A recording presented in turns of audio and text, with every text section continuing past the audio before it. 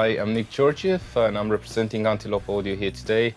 Today we're here with Cameron Craig just to run a real-world recording session in this lovely studio using the Antelope modeling mics, the Verge and the Edge mics, and also the Antelope Orion 32 HD interface, which is currently connected to this console and all the outboard here, and pretty much all the mics over there in the live room, which we'll see in a bit, are all Antelope modeling mics. Hi, I'm Cameron Craig. We're here at Strongroom Studios recording Little Thief with Antelope modeling microphones. Me and my monster is too much at stake for us to fall in love again today.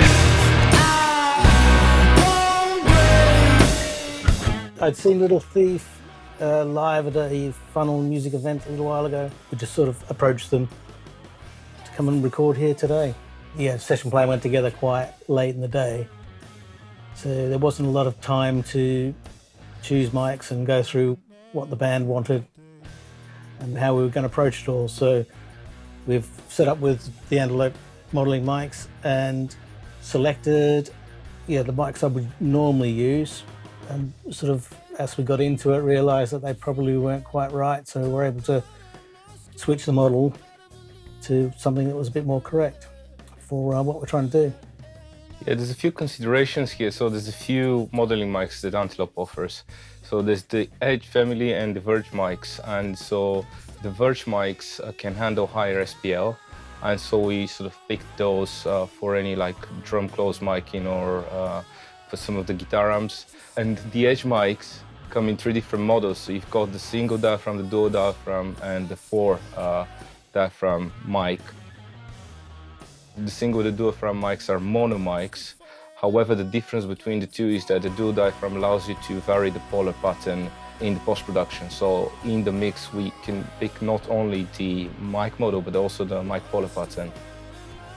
And the quad mic, which you see used as an overhead mic, is something very similar to that, but it also allows for stereo recording.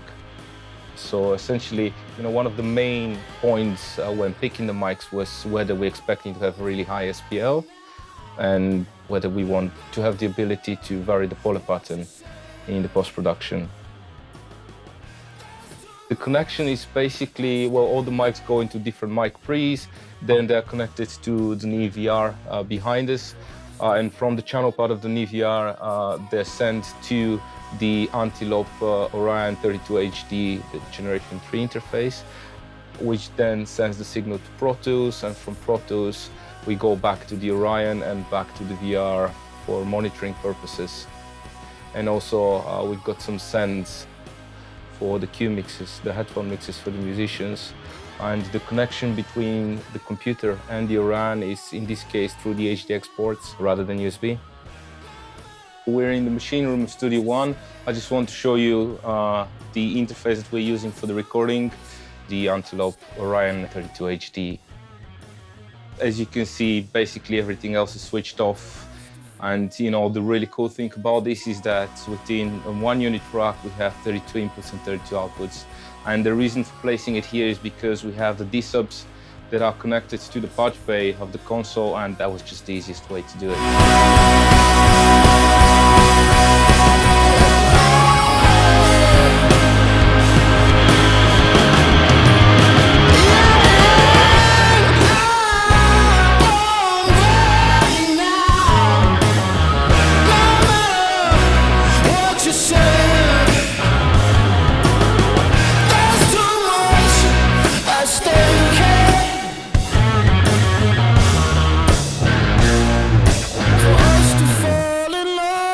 Yeah, we just got take, which we're all very pleased with.